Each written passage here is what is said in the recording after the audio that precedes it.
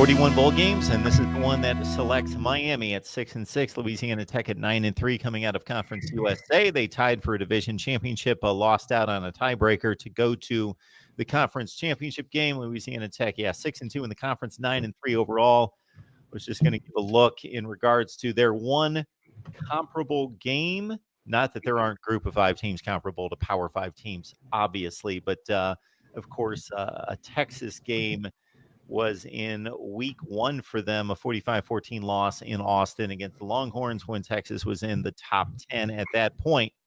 All right, Cam, I know it's not what you hoped for, what you expected. Maybe you expected this at certain points in the season, but at 6-4, it looked like it was going to be better than this. At other times earlier, looked like it was going to be better than this.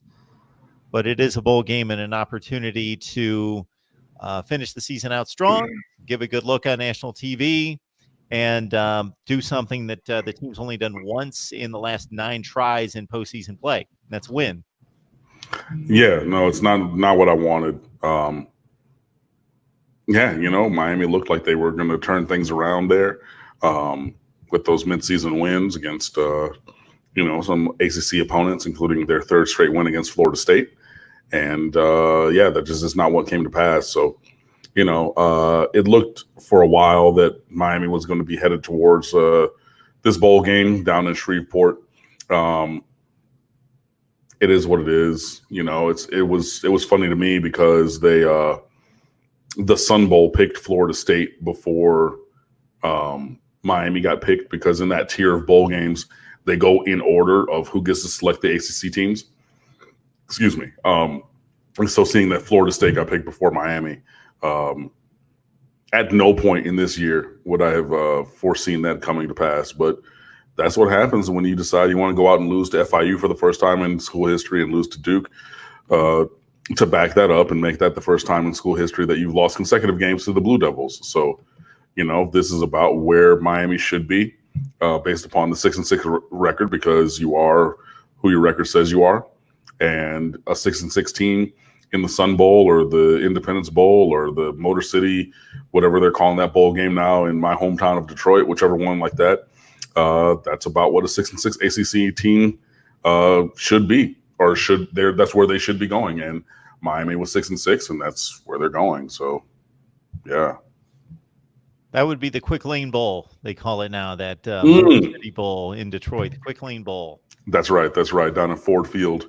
Over on the east side. MAC team in for that, some kind of combination of the Big Ten, the lower end of the Big Ten, and the MAC typically get involved. I don't remember who got selected for that game. I think it's a group of 5 and a Power 5. But yeah, in regards to this one, what's difficult for a school like Miami is that in addition to having a lackluster season, you get matched up against the Louisiana Tech. And again, for those of us who watch football, know football, and know the levels of football, there is just an automatic respect given to a Power 5 opponent versus a group of 5. Even though there are, I don't know what the estimation would be, there's probably 20 or 25 group of 5s that are better than a handful of the very bottom of the group, of the Power 5, the Kansas from the last few years, and Oregon State and Rutgers and those kind of programs right now.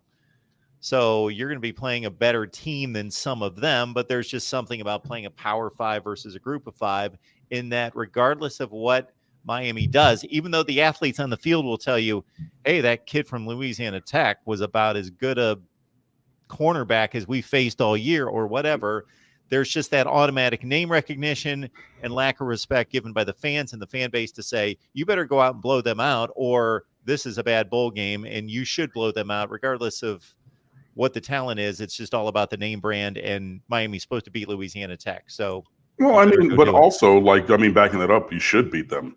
Sure. With all due respect, they're scholarship athletes and everything, but how many of those guys could have earned a Miami scholarship offer?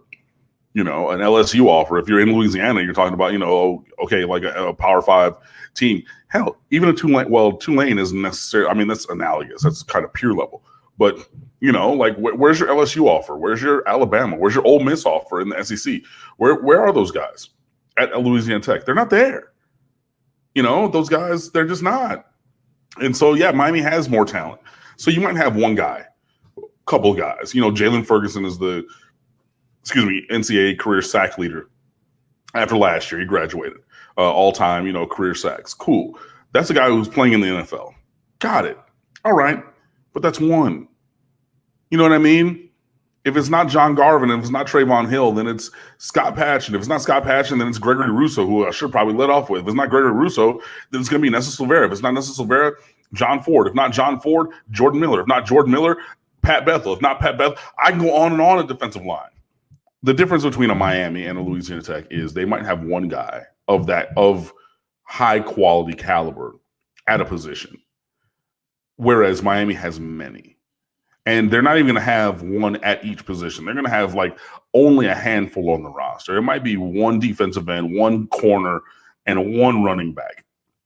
Whereas Miami has a stable of running backs, has a wide receiver room that's deep and diverse, and is going to get better with this recruiting class. You have quarterbacks with intermittent accuracy and up and down performance, but the talent is there to be bigger, stronger, and faster. You know what I mean? So it's one of those things. If you beat them, if Miami beats Louisiana Tech, you get nothing. You get no grace because you're supposed to. If you beat them big, cool. So you're playing to the level of your talent, which you did not all year when you lost to other bad teams. If you lose, then the sky is falling and everything. I mean, it is a damned if you do, damned if you don't situation. Because if you handle business and go out there, nobody cares about it. But if you go out there and stumble and lose, like they did against FIU, and FIU is never, ever, ever, ever, ever going to let us forget about it. And they shouldn't, because they should never have beaten us in the history of their program, which they never had until this year. And that's the kind of reaction that's going to happen from Louisiana Tech, especially if you build in the fact that Manny Diaz worked there in 2014 before he went back for his second stint 2013, I believe, because he was here 15, 16, 17, 16, 17, 18. No, it was 15. Yeah. 14, 15, 14, excuse me. I'm sorry. I'm talking myself in circles. Manny Diaz was the defensive coordinator there at Louisiana Tech in 2014. He leaves for a second stint at Mississippi State and handpicks Blake Baker to replace him at Louisiana Tech, who's now the head coach and defensive coordinator, respectively. Where? Here at Miami. So now you're talking about, Manny Diaz is 0 for 2 going up against his former boss, that being Mac Brown, that being Dan Mullen.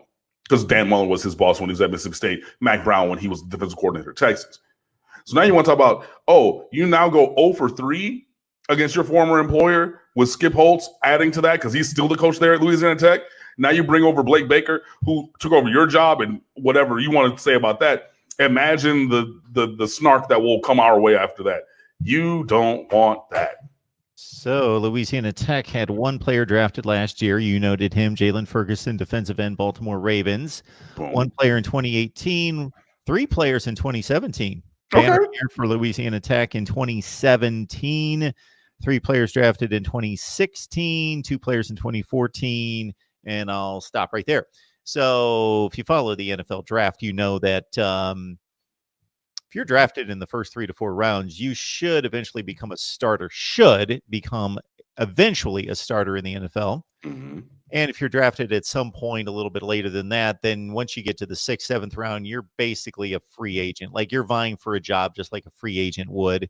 Mm-hmm. And so we don't have, I don't see any name. I see names that I recognize in this list in the last 5 years of Louisiana Tech players being drafted, but I don't recognize any of them as being impact players in the NFL.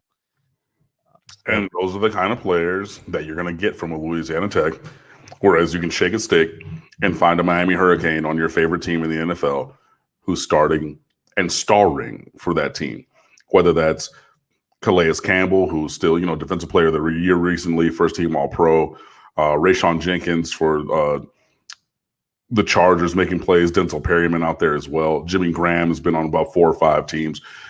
Frank Gore, the ageless wonder, who was a year behind me in school, and he's still in the NFL. I mean, it's just different. I mean, Allen Hurns was an undrafted free agent. He got a $20 million contract under his first rookie year.